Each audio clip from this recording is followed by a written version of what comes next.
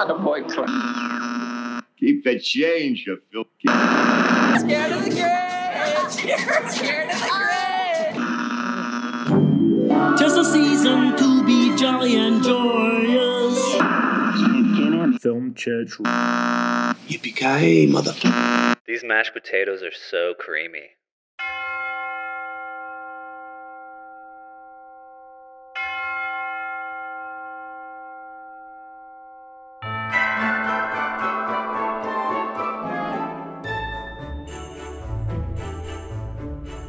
Merry Christmas and welcome to Film Church Radio. This is the podcast that treats cinema as a religion.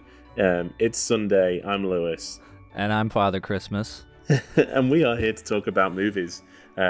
Normally, if you've listened to the show before, Brandon and I alternate picking films to watch each week.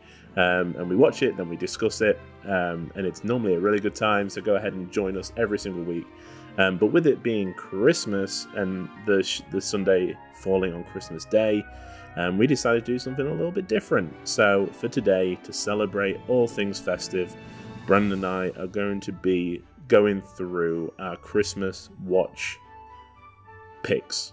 What we've decided to do is pick 4 films, 4 festive films that we're going to talk about that we would pick if we were choosing a full festive day of Christmas movies. So we're going to pick one for the early morning, one to watch before lunch, one after lunch in that post-food coma, and then one for the evening time when all the festivities are done and we are waiting to go to sleep because we are tired. And we're going to alternate and go through, the ones that we picked one by one. Just a little special here just to talk about some of our favourite festive films. So first of all, Brandon, Merry Christmas. Merry Christmas, Lewis. What a and wonderful... to all who are listening. What a wonderful festive season. I hope that we haven't talked about which films that we've each picked.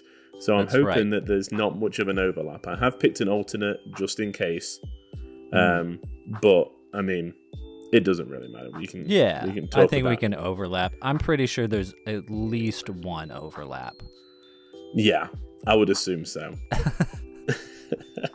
We'll see as we progress. So, Brandon, it is Christmas morning. Which is the first film that you are going to be putting on for your friends and family? I think I would start off this Christmas morning with Elf from 2003.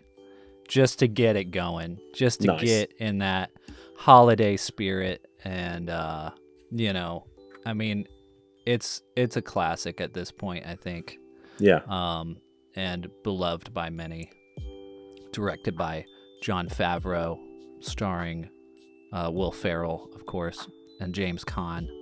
I mean, I think there's probably not many people listening to this that haven't seen it.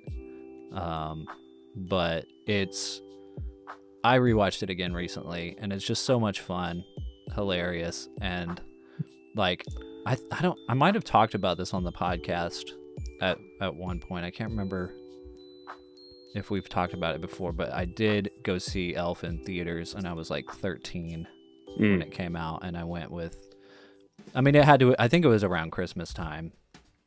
Yeah. Maybe even around Thanksgiving, because they do that with Christmas movies sometimes. They like come out on Thanksgiving. So I went with a bunch of my family, and I just remember my cousin Ryan, who is like a couple years younger than me, just absolutely dying throughout the whole movie. And it was just the best. Yeah. Like, best time watching that movie, because it just like killed him. That's so great. Yeah. It's so the first time I watched Elf, I didn't like it. Really? It took me such a long time to like warm up to it. Yeah. I feel like, over the past years, with Chelsea and stuff, we've watched it every year, and I've liked it more and more. Till it is a modern classic. It's even entered into our like everyday life. If my daughter burps because she's like 3 years old, one of us is always like, "Did you hear that?" That's awesome. There's just so many quotable lines in it. It's Yeah, it's really good, and I think it just gets better every time I watch it. I enjoy it more. Yeah, definitely. It was. Yeah, I rewatched it with a group of friends recently, and when I mentioned that it was 19 years old, they were like, "No, it can't be." It's crazy. Yeah. Yeah, it's mad. Yep.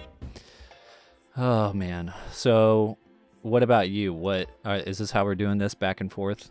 I think so. Yeah. Okay. So mine is a little bit of a cheat because this is normally my Christmas Eve film.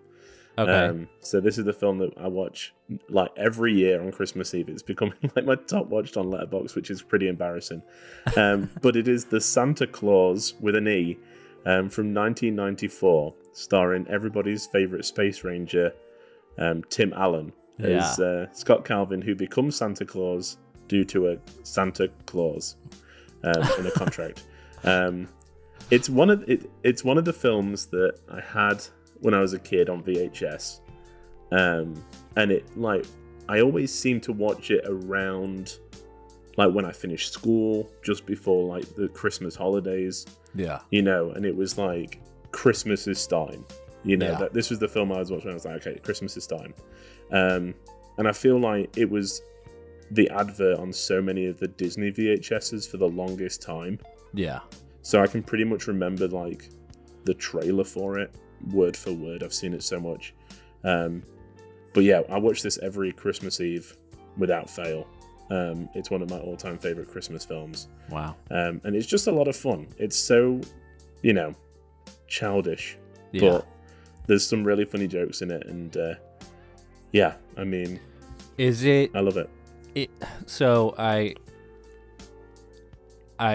when trying to put this list together today, I realized I'm not a huge Christmas movie person. Like in terms of just like the movie is marketed as a Christmas movie. Yeah. Mm-hmm. And you know, I've seen a lot of Christmas movies, but like going through like trying to figure out what I would choose, there wasn't a lot that I I mean, there's some good ones like Home Alone, you know, and then like the Santa Claus. There's like ones I've seen lots of times, but I'm like, is it like good enough? Yeah. Though, so like, should I go back and watch the Santa Claus? Is it like really that good, or is it like just because you watched it like every Christmas as a kid that like? Yeah. I mean, most of the films that I've picked are all, you know, they've got sentimental. Gotcha. Yeah. Feelings to it. I mean, and I was gonna like preface this at the beginning. I'm glad you brought it up. You know, I feel like Christmas is the one time where my film analyst brain turns off, and I can watch these films and not, you know, be critical of them. Yeah. Because the Santa Claus, I mean, it's a, you know, a 90s Disney film. There's not a lot under the surface. I do think it's pretty ballsy though, because it does start off with the kid not really believing in Santa anymore. Yeah. And like it kind of tackles that, which I don't think I got as, you know, as a younger kid, but now I'm like, well, okay, that's, you know, for a film about Santa to, you know, be upfront and be like, there's characters telling him, hey, he doesn't exist. Yeah. It's pretty crazy. But I mean, yeah, I wouldn't go back and watch it and be like, okay, I'm ready for a masterpiece. Yeah. And plus they've made like 4 sequels and like a TV show that's airing now, which I don't watch. I watched this one and then I'm like, this is mine. This is the one I'm going to end at. Yeah. So. Well, I might rewatch it just because it's your pick. Yeah. I mean, I love it. Yeah. So I can quote it a lot. Yeah. The Santa Claus from 1994. So dinner is in the oven, is being cooked right now, Brandon. Yes. And you're like, hey, we've got a couple of hours to kill. What are you going to watch next? Yeah, so the next thing I would watch is another kind of cheery movie. You know, maybe the little ones have gone outside to play in the snow. Yeah. They're doing their own thing. But even if they want to watch this, they still can. It's not too adult. Yeah. It's While You Were Sleeping from 1995 with Sandra Bullock and Bill Pullman. Oh, wow. And Peter Boyle and Jack Warden. Peter And- Boyle's in the Santa Claus. Do what? Peter Boyle's in the Santa Claus. Oh, There's the yeah. link. Tedious Nice. link. Yes. The link between the two Yeah. just before lunch films. Yeah, this is a film. I think it still holds up pretty well. I mean, it's a rom-com. It's like a traditional, 90s rom-com. And it just the beginning of like Sandra Bullock's breakout. I forget what her like big breakout role was, but this was Was it Speed? probably, maybe, yeah. Yeah. But this is around that time. And yeah, she's really great in the movie, and it's just funny. I mean, it's just like what you want out of a rom-com. It's just like silly and funny, and all the actors are great, and the jokes are good, and I mean, I haven't watched this in a while, so we'll see how well. I mean, when I say a while, it's been a couple of years, I guess. But Yeah. there are lines in this movie that I still quote in my life to this day. Yeah. Like me and my family will say stuff, and one of them is, "These mashed potatoes are so creamy." But yeah, I mean, it's a great, holiday Christmas love story. Oh, perfect. Man, I should have definitely, because there's a few kind of rom-coms from around Christmas that like Chelsea likes to watch. I should have thought of some of those to pick, but I didn't. So Well, I mean, that's why we have each selfish. other, Lewis. We can right, recommend yeah. things. Now, if she wants to watch, a rom-com today on Christmas, you can be like, "I got the perfect thing." Yeah, you've seen Santa Claus every year for the past 12 years. Let's mix it up. Let's watch Yeah. something else. Good pick. Yeah, one I haven't thought about for a while. You haven't seen it, right? I haven't seen it. Okay. No. Yeah. Yeah. So, but, I mean, wait, have you only picked one film? I've only picked one film so Oh yeah, far, you've already announced one film. That's Yeah. right. Okay, so lunch is still in the oven, Yeah. and dinner, I guess. Yeah. Yeah. all Food of for it. the whole day. That's right. In what's my your mind, it's pick? about 11 o'clock. And Yeah. in England, that's probably when the pubs open. So this is the film that I like to watch around Christmas with a beer or two. And it is How the Grinch Stole Christmas from 2000. Yeah. Jim Carrey as the Grinch, directed by Ron Howard. And just, a very silly but impressive production of the Grinch story. I think that the fact that it is 22 years old now, nearly 23. I don't think it doesn't look like it's aged at all, and Jim Carrey is at the height of his silliness, Yeah.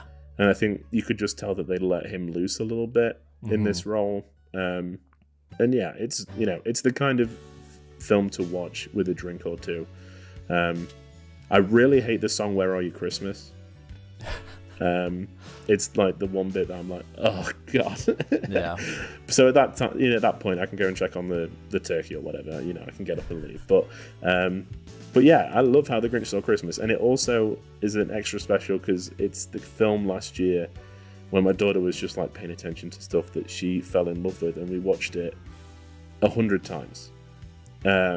She absolutely loves the Grinch. So this would be my pre-dinner pick because it's stupid and silly and funny. Yeah. Perfect. So yeah, just what you want. Yeah. Yeah, exactly. Yeah, I feel like we're kind of in that same headspace of like trying to Fluff. plan out Christmas Yeah. Day, and you want something. I don't know. It's like, especially if you're busy like cooking or like Yeah. like getting distracted by children or whatever, you kind of want to put on things you've seen a million times and can Weave in and out. yeah, exactly. Mhm. Yeah. Yeah. And just silly stuff. Exactly. Yeah. Do you watch The Grinch every year? Is it a film that you go back to a lot? It's not I mean, it's one I go back to every once in a while. But that's Yeah. what I was saying. It's like I've realized like I'm not a big Christmas movie person. Like Yeah. I do like watching movies on Christmas, but I usually like watch. A blockbuster. Yeah. Yeah, Like we do you the know, similar it's thing, like yeah. and it's kind of it's sometimes like gearing up for whatever the big things are coming the next year. Yeah. You know, like if there's a new Star Wars film coming, it's like rewatching all the Star Wars, or like Yeah. rewatching all of, like, I think we rewatched all of Lord of the Rings last year. Nice. And I think, you know, this year is a good time to rewatch all of the Indiana Jones movies. That's been on my list. I am itching to rewatch them. But obviously, so is so many people, because I was having a look at like treating myself for Christmas to like the Blu-ray set, and it's pricey. So yeah. Well, you also, I mean, you can't get the Blu-ray set yet because the set's not It's gonna complete. be a new one. Yeah. Exactly. I hope it's good. Me I'm gonna too. set my expectations very low. Yeah. Same here. Hey, we've already got the first trilogy. That's all I need. I'm happy with those three. Yeah. So, Do you think they're gonna give Indy like a Logan type ending? send off. I think they've already done that with Han Solo. I don't think. Yeah. I think Indy's the kind of person that would just ride off into the sunset. I don't think they'll bump him off. Or I hope not. You know. And I also hope they don't like pass the baton on to anyone. Yeah. I hope it's just like, hey, this is the last Indiana Jones. Yeah. Yeah, definitely. But they won't. It's Hollywood, so yeah. Here we go again. Aren't they working on like a series, like an animated? Oh, probably. Yeah, yeah. Got to. There's always something. Yeah. Yeah. Okay, so where are we at in our Christmas day? Yeah. So lunch/dinner is done. Everyone's eating too much. They've flopped down on the couch. Yeah. And they're like, Brandon, just put something on. We've had 2 stellar films. Just put something on while we just recover from this food coma. And you're like, I've got the perfect film for you. Yeah. Okay, so I do have the perfect film, but it's a little bit cheating as far as Christmas movies because it's not a Christmas themed film, although Christmas is said at least twice in the film, and there's a lot of snow. But you know, it might be hard to get away with putting this on, depending on who your audience is. So I have an alternate if you can't show this, if not everybody in the room is okay with the movie like this. The film that I would put on when you're in that food coma and you're just plopped down on the couch is The Hateful Eight. Nice. From 2015. Nice. Yeah. Yeah, I rewatched it recently, and I'm like, yeah, this is a Christmas movie. Yeah, I did see that you had seen it, and I think that like we talked about it briefly on the show. But yeah, it made me feel like I need to go back and watch it this festive season. Yeah. It's snowy, people look cold, they're in a cabin. It's Christmas. Yeah, and then you got Family. Michael Madsen in the corner, and Kurt Russell is like, who are you and what are you doing? And he's like, I'm here to visit my mother for Christmas. Christmas with the mother is a beautiful thing. It's in the canon. It's a Christmas movie. Yeah. But, you know, not everybody has... I mean, this is a very adult movie. Very violent. Yeah. Lots of, like, cursing and adult themes and slurs and, you know. Yeah. It's the kids are going to be playing with the toys, so... Yeah. I mean, it lives up to its title. It's a lot of hateful characters. So, if you need to put something on that's more family friendly, I would suggest Little Women. That's a great pick. Either the 90s or the recent one, I think are both great. I grew up on the 90s one, but I also absolutely love the recent edition, directed by Greta Gerwig. Yeah, both great movies. Yeah. Wonderful. We've done a similar thing. Okay. Because the film that I picked for the post-feast watch is also R-rated. Okay. So I did also pick an alternate for it. So Nice. Man, Yeah, we so- think so much alike. It's so... I know it's insane. I did think that's where we were going, and then you were like, and there's lots of snow, and I was like, huh?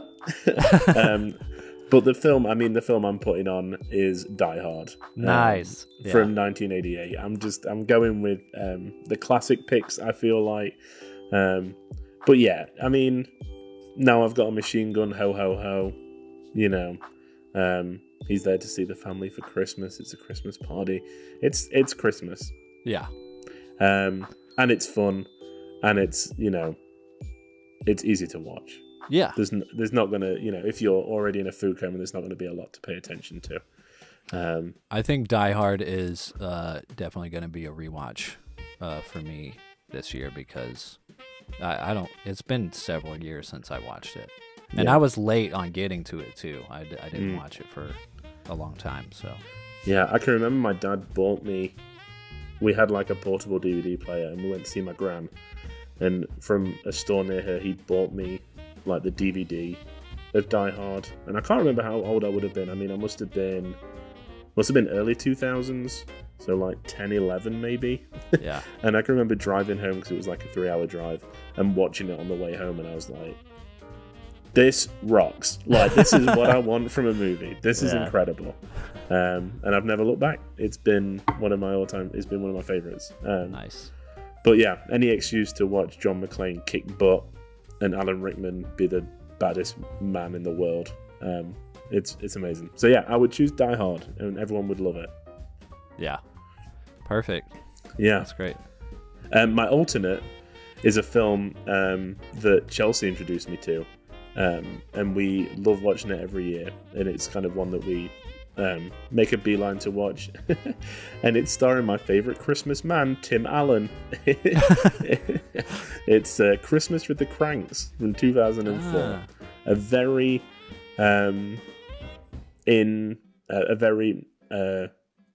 inconsequential comedy film with Tim Allen and Jamie Lee Curtis, with a surprising amount of heart in it. You know, the ending is pretty heartfelt, and we love it. Yeah, it's there's some really funny bits in it. I have never seen it. Yeah, I would watch it this year. I mean, again, it's not like it's not the Sight and Sound top 100 film or anything like that. But I mean, Jamie Lee Curtis is a lot of fun, and it's nice seeing her play like a comedy role. Yeah. And Tim Allen is funny in roles like this. Yeah. In everyday life, not so much. And yeah, it's got Dan Aykroyd in it as well, and the little kid from Malcolm in the Middle. It's like a little 2000 bubble. Yeah. And it's fun. I think the whole family would like it. They would all get something out of it. Sweet. That's awesome. Yeah. So we've had second dinner, Yeah. and it's the end of the day. Yes. Everyone is absolutely exhausted from the day of festivities. And once again, they turn to you, Brandon, to pick a film. What are you picking? So I'm pretty sure our last pick It's is gonna the be the same. same. Yeah. So of course it is. yeah, let's are we gonna try to say it at the same time? I mean, we haven't confirmed, but I'm pretty sure. Yeah. I mean, we know. You know me, I think, and I think that you saying that made me know which one it's going to be. So, on the count of 3, 1, 2, 3. It's a Wonderful Life. Yeah, of course. Yeah. Knew it. Yeah. I mean, I knew this was like your top, one of your top films of all time. Yeah. I don't know if it's one of my top films of all time, but it's definitely like what I consider one of the best films ever made, and definitely like the best Christmas movie ever made. I mean, 100%. I mean, is it on the Sight and Sound top 100? I believe so. I'll have to double check. Because when you said, the Christmas with the Cranks wasn't on the Sight and Sound top 100, I was like, are there any Christmas movies on it? Though? Yeah. Yeah. But I'm like, It's a Wonderful Life probably is, if anyone is. I'm gonna pull it up now while you say a little bit. Yeah, I mean, and this isn't again. It's not a movie I go back to every single year, but I probably should. Yeah. Because every year that I do go back to it and watch it, I'm just blown away every time. It's like I'm watching it for the first time. And yeah, Jimmy Stewart is just like incredible. Just like and it's amazing like that such a good Christmas classic is so dark as well. Mm-hmm. I think that's a part of the reason I love it too, is that it almost feels like a Twilight Zone episode. Yeah. In some parts of it, like, and some of the shots too, when he's just like going insane and he just walks right up to the lens of the camera. Yeah, it's a beautiful thing. It is. Yeah, a film that never fails to make me cry. Yeah. Just the joy of the ending is enough to kind of set me over the edge. And yeah, I think it's as perfect as a Hollywood film can get. In my eyes, you know. He's got great central performances, and it's directed wonderfully, and there's just so much in there that's just, you know, heartfelt and beautiful, and made after the horrors of the First World War, and there's just so much history and just, you know, feeling behind it. And it always helps me to just remember that, you know, it's not necessarily what we have, it's who we have. Yeah. Which is an important thing, and I think that's a great note to end Christmas on. But yeah, It's a Wonderful Life is just a perfect film. It's wonderful. It's wonderful. It's perfect. It's beautiful. Yeah. It's a great way to end a festive watch. Yeah. Yeah. I'm surprised that that we didn't go for some of the big classics, you know, Home Alone, like you mentioned before, and stuff like that. I thought about it, but it's just like, you know, I don't know. Maybe next year. Yeah. I mean, they just don't. I mean, they're fine movies, you know, and they're not bad by any means necessarily. Yeah. It's just not. I don't know. I feel like Elf and Home Alone kind of passed each other. I always thought Home Alone was like the pinnacle, and then it kind of like, as time's gone on, it's dropped further and further down my list. Yeah. To the point where I don't think I can watch it every year. I think it has to be like every 2 years at the max. But, you know, we're a family of traditionalists. We like to watch the same films every year at the same time. Yeah. Well, that was a great 4-film quadruple feature, Brandon, to round out Christmas. Beautiful. Thank you for tuning in, everyone. We appreciate you being here. Yeah, we hope you have we hope you've had a very Merry Christmas, or whatever you celebrate. And thanks for tuning in, and we will be back next week. Well, we'll be talking about our favourite watches of this year. So we'll look back over 2022, and we do it a little bit different here on Film Church Radio because we watch a lot of films that aren't just released in the cinema, that are new to us. We like to pick our top watches of the year that are new to us. So it could be anything from any decade of cinema. So be sure to tune in next week to hear us pick our top films of the year that we've watched. But yeah, it's been a pleasure talking about Christmas films, and we'll see you all next week. You know what teacher says, Lewis? What does a teacher say? Every time a bell rings, an angel gets its wings. That's right. Zuzu's petals, man. Merry Christmas, everybody. Happy New Year, and to all, good night. Amen. Amen.